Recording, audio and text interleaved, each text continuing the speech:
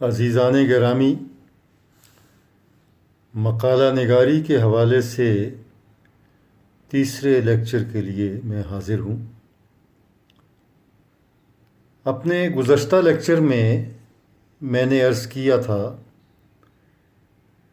کہ موضوع کا انتخاب جو ہے وہ مقالہ نگاری کی بنیاد ہے،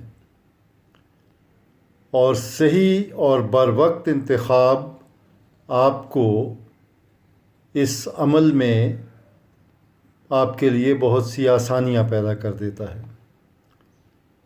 لیکن اگر بدقسمتی سے موضوع صحیح طور پہ منتخب نہ ہو سکا اور اس کے دائرۂ کار کا تعین نہ ہو سکا تو پھر آپ کے لیے بہت سی مشکلات ہیں جو قدم قدم پہ آپ کا راستہ روکیں گی۔ اس سلسلے میں یہ اہم بات آپ کے گوش گزار کرنا چاہتا ہوں کہ موضوع کے انتخاب میں ہرگز جلدی نہ کیجیے، دھیرج سے، سکون سے سوچ بچار کیجیے۔ سب سے پہلے اپنے احوال کا جائزہ لیں کہ آپ کی استعداد علمی کیا ہے، آپ کی صلاحیت کا دائرہ کتنا وسیع ہے، اور کس حد تک آپ چیزوں کو سمجھ سکتے ہیں اور ان سے استنباط کر کے آگے نئے نکات جو ہیں وہ تلاش کرنے کی اہلیت رکھتے ہیں۔ اس سلسلے میں ہمارے جو تحقیق کے ماہرین ہیں انہوں نے بہت سی باتیں بیان کیں۔ اس بات پہ تو سبھی متفق ہیں کہ تحقیق کا نقطۂ اول جو ہے وہ موضوع ہی ہے اور موضوع کا انتخاب ہے۔ اب اس میں بجائے اس کے کہ کوئی باہر سے آ کر آپ کے ذہن کو تیار کرے یا آپ کو کسی موضوع کے بارے میں سمجھانے کی کوشش کرے، بہتر یہ ہے کہ آپ کو خود اپنا جائزہ لینا چاہیے اور اپنے علم کی اتھاہ کا، علم کی وسعت کا اندازہ لگا کے اپنے لیے خود موضوع کا انتخاب کرنا چاہیے۔ ہم لوگ صرف رہنمائی کے لیے ہیں، آپ کو ایک راستہ دکھا سکتے ہیں اور اس راستے پہ آپ کو چلنا ہے۔ عام طور پہ بہت مشکل پیش آتی ہے جب موضوع کے انتخاب کے لیے دائیں بائیں رابطے کیے جاتے ہیں، کتابیں کھنگالی جاتی ہیں، حالات کا جائزہ لیا جاتا ہے، لیکن ایک بات جسے اکثر نظر انداز کر دیا جاتا ہے وہ یہ ہے کہ پہلے آپ اس بات کا جائزہ لیں کہ فلاں موضوع پر کتنا کام ہو چکا ہے اور کیا اس میں مزید کسی کام کی گنجائش موجود ہے یا نہیں۔ جیسا کہ کسی شخصیت پہ کام ہوا تو یہ سمجھ لیا گیا کہ اب اس کے بعد یہ دروازہ بند ہو گیا اور اس میں مزید کسی کام کی گنجائش نہیں، حالانکہ اسی ایک موضوع میں کئی گنجائشیں موجود ہوتی ہیں۔ مثال کے طور پر انتظار حسین کی افسانہ نگاری پہ اگر آپ نے دیکھا کہ کوئی مقالہ لکھا گیا تو اس کا یہ مطلب نہیں ہے کہ انتظار حسین کے کام پر مزید کچھ کہنے یا لکھنے کی گنجائش نہیں رہی۔ ہمیں انتظار حسین کے ہاں افسانہ نگاری کے علاوہ کچھ اور جہتیں بھی تلاش کر لینی چاہیے۔ مثال کے طور پر ان کا ایک مقام جو ہے وہ ایک کالمسٹ کے طور پہ بھی ہے، ادبی کالم لکھتے رہے، ایک روزانہ اخبار میں ہفتہ وار انگریزی کالم بھی لکھا کرتے تھے۔ اسی طرح ان کی ایک اور شناخت جو ہے وہ ایک نقاد کے طور پہ بھی ہے۔ انہوں نے آپ بیتی بھی لکھی ہے۔ تو اگر تو ان کے تمام کام کا احاطہ ہو چکا ہے تو پھر بھی کسی نئی فکر کا ارتفاع جو ان کے ہاں آپ کو نظر آ گیا یا آپ نے تلاش کر لیا، ان کے فکری رویے وہ موضوع گفتگو بن سکتے ہیں۔ تو اس حوالے سے کام کا دائرہ جو ہے نا وہ کبھی ختم نہیں ہوتا، اور تحقیق جو ہے وہ تو ایک جاری و ساری رہنے والا عمل ہے جس میں ہمیشہ کام کی گنجائش باقی رہتی ہے، اور ہر لحاظ سے کام کرنے کے بعد بھی کہیں نہ کہیں کوئی ایسی چنگاری اس راکھ میں رہ جاتی ہے جسے ذرا سی ہوا سے سلگایا جا سکتا ہے اور اسے آگ بنایا جا سکتا ہے۔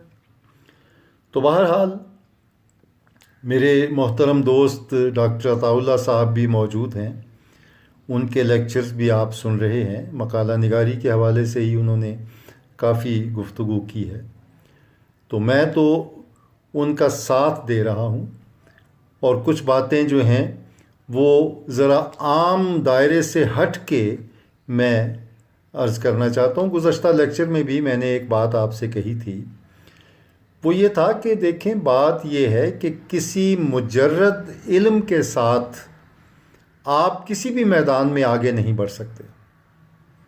آپ کہیں جی میرا ادب کا بہت مطالعہ ہے یا اردو زبان کے بارے میں بہت جانتا ہوں، تو بھائی یہ ایک دائرہ آپ نے بنا لیا، اس دائرے سے کبھی باہر بھی نکلیں، پھر دائرے میں آ جائیں، پھر دائیں بائیں آگے پیچھے دیکھیں، وہ کون سی چیزیں ہیں جو آپ کے اس علم سے متعلق ہیں، ان چیزوں کو بھی اکٹھا کریں اور انہیں اپنی ذہانت کا اور اپنی صلاحیت کا حصہ بنائیں۔ میں نے گزارش کی تھی کہ جو سماجی علوم ہیں، خاص طور پہ وہ علوم جو براہ راست آپ کے اردو ادب کے ساتھ ریلیٹڈ ہیں اور اثر انداز ہوتے ہیں، ان کا مطالعہ اور ان کو سامنے رکھ کے ایک نیا موضوع تخلیق کرنا، کریٹ کرنا، ایسا موضوع جس پہ کسی کا دھیان نہ پڑا ہو یا جس کی طرف کوئی کسی کی توجہ نہ گئی ہو، اس موضوع کو آپ لے کے اس کے بارے میں غور و فکر کریں۔ مثلاً میری دلچسپی کا دائرہ نفسیات میں رہا، اور میں نے اپنے گزشتہ کیریئر کے دوران میں جتنے بھی کام کروائے ان میں نفسیات کی پخ ضرور لگائی ہے۔ یہ پخ کا لفظ میں نے استعمال کیا، نفسیات کو انٹر لنک کیا میں نے اس کے ساتھ، اور اس سے بہت اچھے مقالے جو ہیں وہ وجود میں آ گئے، محنت کی اور سوچ بچار کی، اور ان نفسیات کی روشنی میں ان سطحوں کے ذریعے جو بظاہر نظر آ رہی تھی اس گہرائی تک پہنچنے کی کوشش کی اسکالرز نے۔ مثلاً مضحک کردار جو ہیں ان کی نفسیات، اردو ناول کے مضحک کردار جو ہنسانے والے کردار ہیں ان کی کیا نفسیات ہے۔ عام طور پہ ہم یہ کہتے ہیں کہ جی جو دوسروں کو ہنسا رہا ہوتا ہے وہ بیچارہ اندر سے رو رہا ہوتا ہے، اس کے اپنے حالات جو ہیں، اپنے حالات کا، اپنے دکھوں کا مداوع وہ لوگوں کو ہنسا کے کرتا ہے۔ تو کیا یہ درست ہے؟ اس کی پوری ایک لائف ہسٹری اس کردار کی جو ہے وہ آپ ایکسپلور کریں گے، اس کی نفسی کیفیتوں تک آپ رسائی حاصل کریں گے۔ اس پہ میں نے کام کرایا اعلیٰ ڈاکٹریٹ کی سطح کا۔ اس کے بعد اردو آپ بیتی لکھی گئی، بہت سی آپ بیتیاں لکھی گئیں، تقریباً 300 کے قریب تعداد بنتی ہے۔ اب وہ آپ بیتی جو ہے اس میں ایک لکھنے والے کی ذات جو ہے وہ اس میں نمایاں ہو رہی ہے۔ تو کیا لکھنے والا شعوری طور پہ اپنی ذات کو نمایاں کرنے کے لیے آپ بیتی لکھتا ہے؟ ورنہ آپ بیتی کا کیا مقصد ہے؟ اس کے تجربات جو ہیں ٹھیک ہے، دوسرے لوگ اس سے فائدہ اٹھا سکتے ہیں، لیکن ہر تجربہ جو ہے وہ ایک شخصیت اور ایک ذات کے ساتھ وابستہ ہوتا ہے، وہ دوسروں کے کام نہیں آتا۔ بعض دفعہ کامن تجربات بھی ہو جاتے ہیں کہ ایک شخص کا تجربہ دوسرے کے کام آتا ہے، لیکن کیا یہ سارا عمل جو ہے آپ بیتی لکھنے کا، اس کا ایک سائیکو انالیسس ہونا چاہیے کہ کیا یہ محض خود نمائی کا سلسلہ ہے؟ پھر آپ بیتی کے اندر 100 طرح کی جہتیں ہیں۔ مثال کے طور پہ کوئی آپ بیتی ایسی نہیں جس میں لکھنے والے نے اپنی فیملی کا ذکر نہ کیا ہو، اپنے والدین کا ذکر نہ کیا ہو، اپنی والدہ محترمہ کا ذکر نہ کیا ہو، والد کا ذکر نہ کیا ہو۔ تو کیا یہ موضوع نہیں بن سکتا کہ 200-250 جو آپ بیتیاں ہیں ان میں ماں کا تصور کیا ہے؟ ہر شخص نے اپنے اپنے انداز میں، اور بعض ماسٹر پیس چیزیں ہیں جو والدہ کے حوالے سے بیان کی گئی۔ اس وقت نہیں میں ورنہ مثالیں بھی دیتا آپ کو۔ والد کی شخصیت کس طرح ابھرتی ہے، ایک اچھے والد کا کیا کانسیپٹ ہے، وہ سارے تصورات یا ساری باتیں جو مختلف باب بیتیوں میں والدین کے حوالے سے لکھی گئیں، ان کو یکجا کر کے اس سے ایک نتیجہ نکالا جا سکتا ہے۔ اس کے علاوہ بچپن کا ذکر ہر آپ بیتی نگار نے کیا، تو یہ بڑے لوگ، ظاہر ہے بڑے لوگ ہی ان کے نام بہت مشہور ہو گئے جنہوں نے آپ بیتیاں لکھیں، اور اسی شہرت کے باعث ان کی آپ بیتیاں پڑھی بھی گئیں۔ تو ان کا بچپن کیسے گزرا؟ بڑے لوگوں کا بچپن، جوانی کیسے گزری؟ ملازمت کے دوران میں انہیں کن تجربات کا سامنا کرنا پڑا؟ پھر ایک اسماء الرجال کا ایک نیا سلسلہ ہے، کیونکہ ہر آپ بیتی میں سینکڑوں ایسے لوگوں کے نام آتے ہیں جو اس آپ لکھنے والے کے ساتھ جن کا تعلق رہا، اور ان کی اپنی ایک شخصیت ہے جسے بیان کیا گیا۔ یہ میں صرف ایک مثال دے رہا ہوں ایک صنف میں۔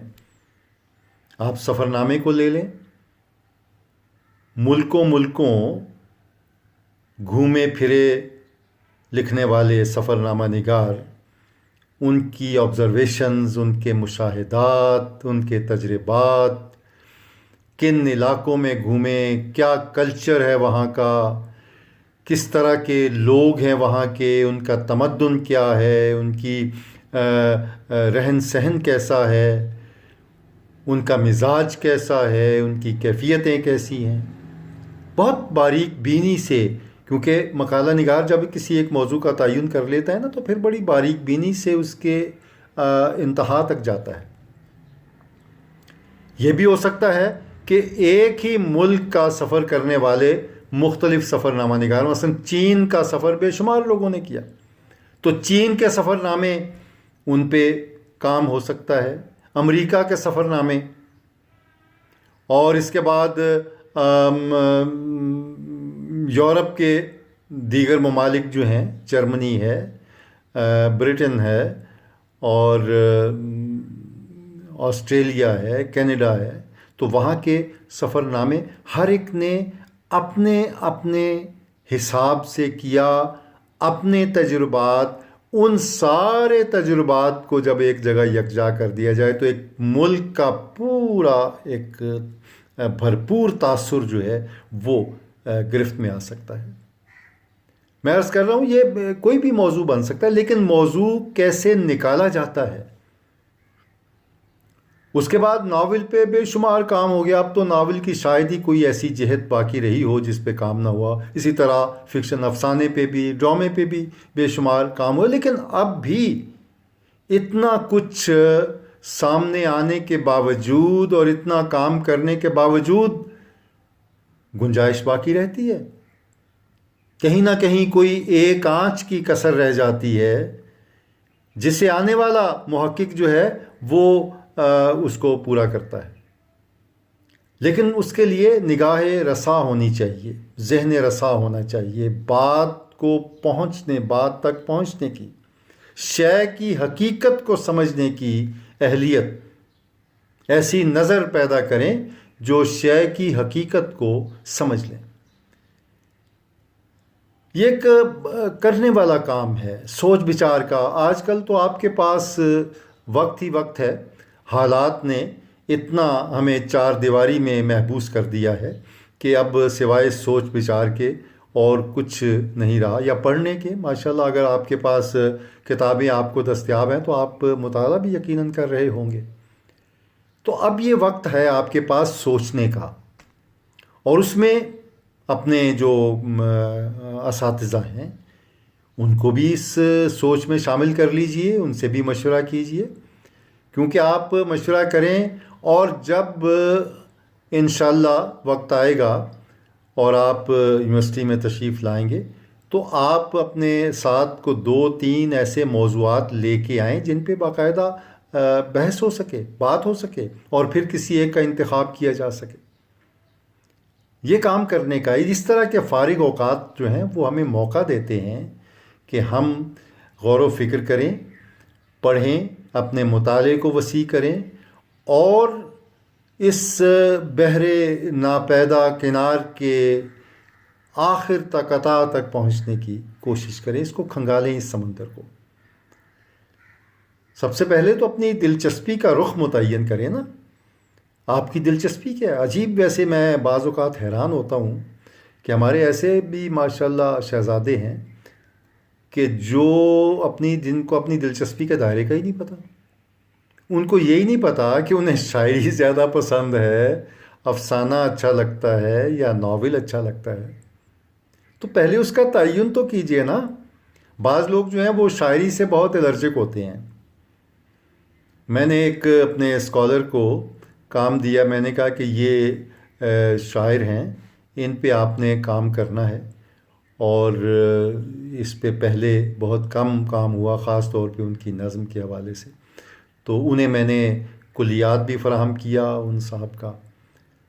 تو وہ 1 مہینے کے بعد پڑھنے کے بعد میرے پاس تشریف لائے، کہنے لگے کہ جناب سر میں موضوع بدلنا چاہتا ہوں۔ میں نے کہا کیوں، کیا ہوا؟ کہنے لگے شاعری میرے بس کا روگ نہیں۔ میں نے انہیں تسلی دی، میں نے کہا آپ پڑھے لکھے نوجوان ہیں، شاعری یقیناً آپ کے بس کا روگ ہے، لیکن یہ خاص جو شاعر ہے نا، یہ آپ کی سمجھ میں نہیں آ رہا۔ اس کے عقدے کھولیں نا، کوئی ایک سرا پکڑ لیں۔ ہر شاعر کا ایک کی پوائنٹ ہوتا ہے جہاں چابی لگتی ہے اس کو، اور پھر کھل جا سم سم، پھر ہر دروازہ پھر اس کا کھلتا چلا جاتا ہے۔ وہ چابی آپ کو تلاش کرنی ہے۔ موضوع کا بھی یہی ہے کہ ایک چابی آپ کے ہاتھ میں آنی چاہیے۔ وہ چابی آپ کے ہاتھ میں آ جائے تو پھر ایک قطار لگ جاتی ہے موضوعات کی، قطار اندر قطار۔ اور عجیب و غریب بقول اقبال کہ پھول ہیں صحرا میں یا پریاں، قطار اندر قطار، اودے اودے نیلے نیلے پیلے پیلے پیرہن، رنگ برنگ کے موضوعات۔ اور پھر یہ ہے کہ انتخاب کرنا مشکل ہو جاتا ہے، اتنے موضوعات کا ڈھیر لگ جاتا ہے۔ تو اس میں بالکل گھبرانے کی بات نہیں، اپنی دلچسپی کا تعین کر لیں۔ شاعری پسند ہے تو پھر ٹھیک ہے، شاعری پسند ہے، اس دائرے میں ہم کوئی اچھا سا بر تلاش کر لیتے ہیں۔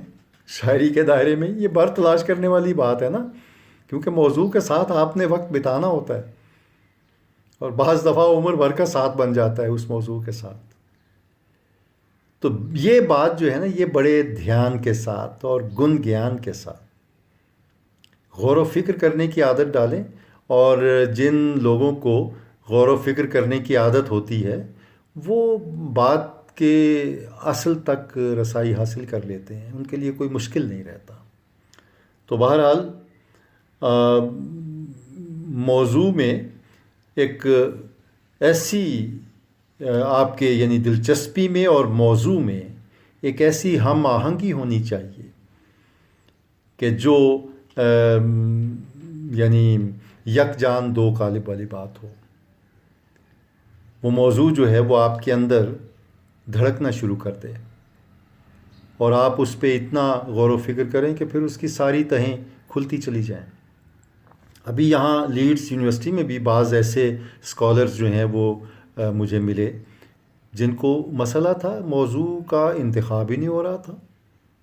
ایک موضوع منتخب کیا، پھر اس پہ کچھ دور تک چلے، پھر وہ معلوم ہوا کہ نہیں یہ تو ہمارے بس کا روگ نہیں، اسے چھوڑ کے پھر دوسری طرف رجوع ہوئے.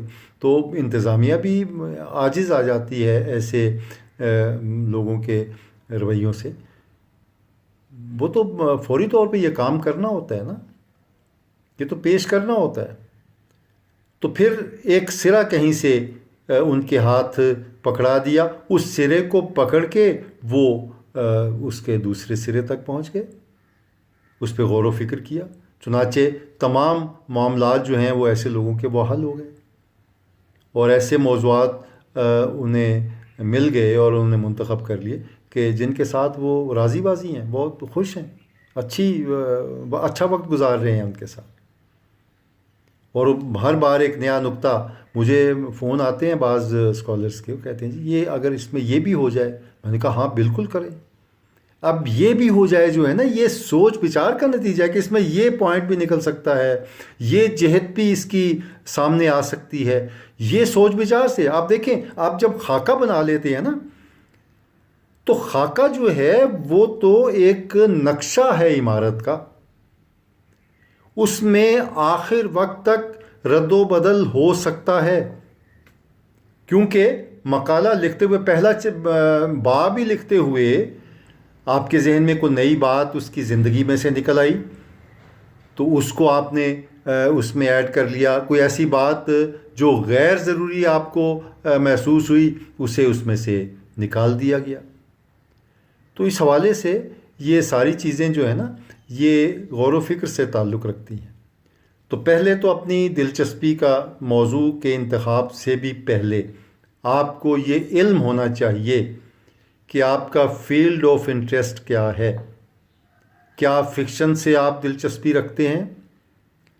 فکشن میں بھی کیا ناول سے آپ کو دلچسپی ہے، یا افسانے سے ہے، یا ڈرامے سے ہے، کس سے ہے؟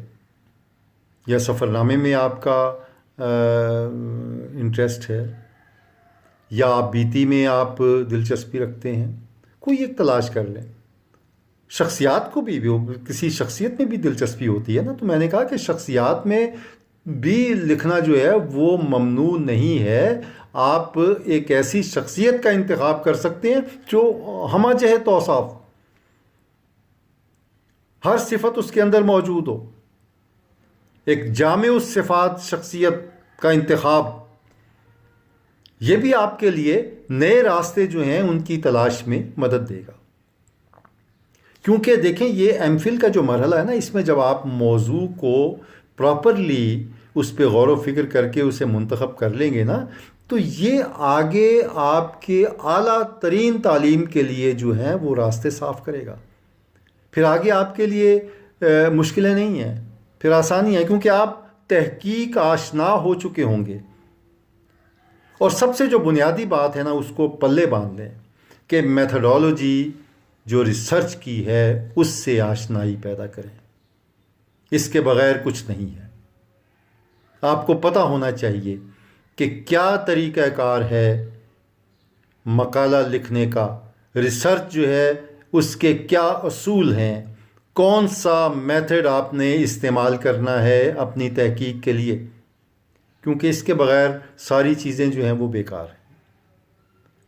تو بہرحال یہ باتیں میں نے بڑی بے تکلفی سے آپ کے گوش گزار کر دی ہیں۔ کتابوں میں تو آپ کو بندے ٹکے اصول ملیں گے کہ جناب ایسا موضوع ہو کہ جس میں یہ ہو یہ ہو، وہ اصول اپنی جگہ پہ۔ ہم کتابوں سے ذرا باہر نکل کے مشاہدے اور مطالعے کی سطح پہ آئیں، ان باتوں کو سوچیں جو ان کتابوں میں اصول بیان کرنے والوں نے کے دھیان میں نہیں آئے۔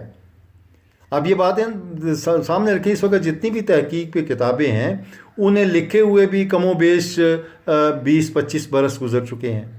اب 20 سال پہلے علم کا دائرہ کیا تھا اور آج کیا ہے؟ آج تو نئی باتیں آپ کے سوچنے کی ہیں۔ اب تو وہ اصول سامنے لانے ہیں جو آپ نے وضع کرنے ہیں۔ آپ پڑھیں وہ کتابیں، ان کتابوں میں ایک گائیڈ لائن جو ہے وہ تو ملتی ہے، لیکن چیزیں خود وضع کرنے کی اہلیت پیدا کرنا یہ بڑا کمال ہے۔ یہ اگر آپ میں پیدا ہو جاتا ہے تو پھر آپ کے لیے کوئی مشکل نہیں، کیونکہ آپ لٹریچر کے اسٹوڈنٹ ہیں۔ آپ انگریزی ادب سے بھی آشنائی پیدا کریں، جو انگریزی میں ریسرچ میتھڈالوجی ہے اس کو بھی اسٹڈی کریں، کتابوں میں سے بھی دیکھیں۔ دوسری جو سماجی سائنسز ہیں ان میں جو ریسرچ کا کام ہوا وہ کیسے ہوا، ان کا کیا طریقہ کار رہا، وہ کیسے موضوع منتخب کرتے ہیں۔ تو کوئی یہ شجر ممنوعہ نہیں ہے کسی دوسرے موضوع میں تانگ جھانک کرنا یا وہاں دیکھنا، اسے اسٹڈی کریں۔ اسلامیات میں بے شمار مقالے لکھے گئے، ان کی بھی اپنی ایک میتھڈالوجی ہے، تو اس کو طریقہ کار ہے ان کا، تو اس کو بھی آپ اسٹڈی کریں، سمجھنے کی کوشش کریں۔ تو یہ صرف ایک دائرہ بنا کے اس کے اندر آپ کو قید کر لینا جو ہے یہ مناسب نہیں۔ قید آپ رہیں صرف وبا سے احتیاط کی حد تک، کیونکہ وہ لازم ہے اور اس کا علاج ہی احتیاط ہے۔ تو اللہ تعالیٰ آپ کو اپنے حفظ و امان میں رکھے۔ میں نے جو معروضات پیش کی ہیں ان پہ آپ بھی غور و فکر کریں۔ اس میں ممکن ہے کہ بہت سی باتیں آپ کے دھیان میں آ جائیں جو مجھے نہیں سوجھیں اور میں بیان نہیں کر سکا۔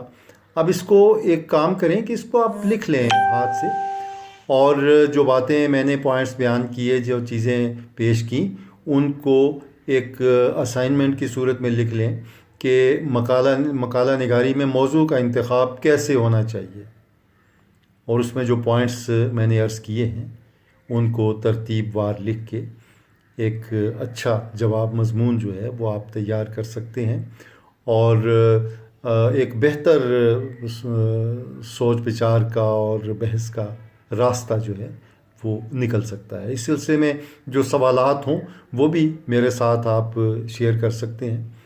تو میں کوشش کروں گا کہ جہاں تک میرا محدود علم ہے اس کے مطابق میں ان کے جواب دینے کی کوشش کروں۔ تو دوسرا ایک بات میں گزارش کرنا چاہتا ہوں کہ حوالے کا ایک نپات اللہ انداز اور طریقہ ہے، اس کو آپ نے اختیار کرنا ہے۔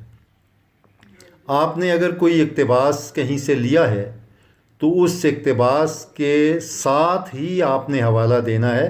اقتباس جہاں ختم ہوا وہاں بریکٹ میں آپ نے 3 اشارے دینے ہیں جو اس حوالے سے متعلق ہوں گے۔ اس میں ایک تو اس صاحب اقتباس کا نام ہوگا، اور نام کا ایک حصہ ہوگا، پورا نام نہیں۔